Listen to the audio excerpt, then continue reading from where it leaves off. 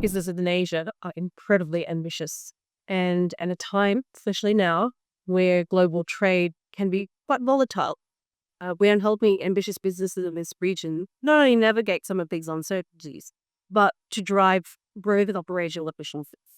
So the product solutions that Stripe offers to all companies of all sizes really falls into this kind of framing that I have in my own mind. I got money in, money around, and money out. So if we think about what that means, the money in is the ability to accept payments.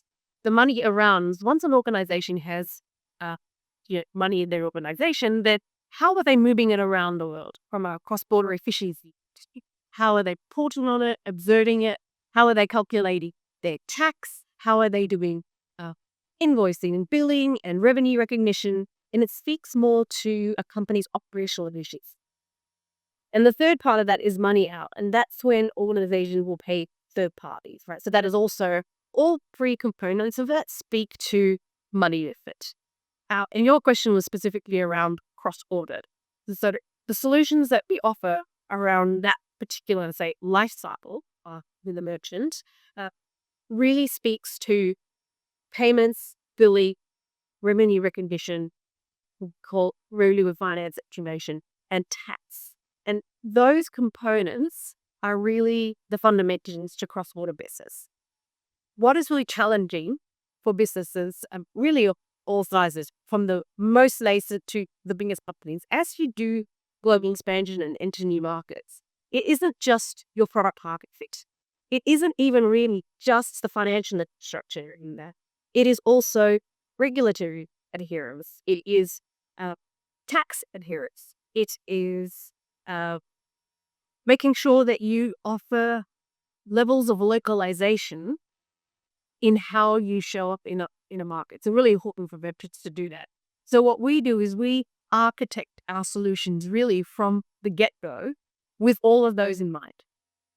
So as a merchant who is going internationally, merchants don't need to think, well, what are my tax obligations or what are my regulatory obligations? All of that is taken care of when they're working on Stripe platform. There's incredible opportunities for growth and there's incredible opportunities for innovation as a result. And so when we think about growth and innovation, they really do go hand in glove. So while as we help companies go and grow internationally, they're able to access new segments, new customers, new markets, for example. That obviously will mean very for businesses. What it also allows is these adaptations for the business.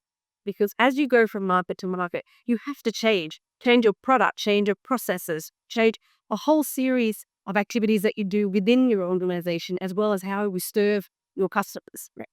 And when you're forced to adapt, that's when the innovation comes.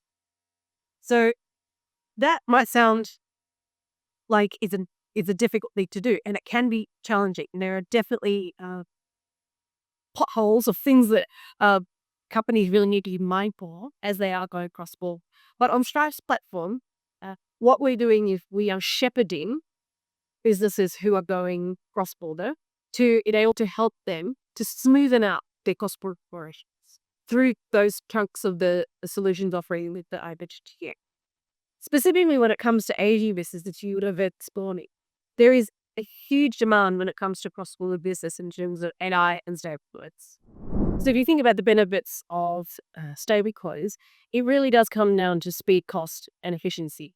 But essentially, these types of benefits were not universally available. Right. And what stablecoins allow all users to do and to access means that there is this fundamental democratization in payments, especially in cross-border payments, which we know has traditionally been very expensive. And so stablecoins are really going to help to optimize for a lot of organizations, especially as they move into new markets and often new areas growth. There's a life cycle at the moment for AI companies, and Hunch will give out AI leadership companies. There's this initial phase where you would have sorted, we better say, they built a product, they needed to take it to market and to test it. with their testing, etc., they determine product market fit.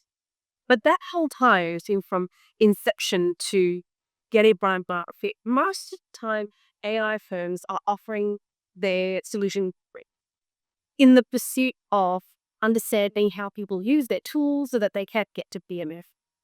But AI companies, like any other company, need to be able to monetize. So there's a point in that first part of the journey where the tools can't actually be free. These companies need to survive and thrive.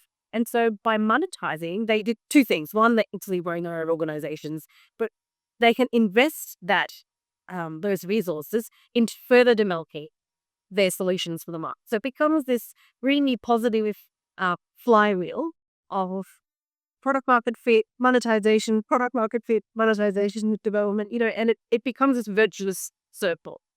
And so how we're helping AI companies specifically, it's really happening in a multitude of ways. One is by offering the basic technology to scale quickly across borders, because by definition, all of these AI companies want to be global from day one. They're not thinking domestically, but they're thinking, where do I scale? Where do I scale? What order do I scale? How quickly can I scale? Yeah. Right? And so what we do is we offer the financial infrastructure to be able to do that globally. Payments, billing, tax are some of the biggest demands of solutions from AI companies.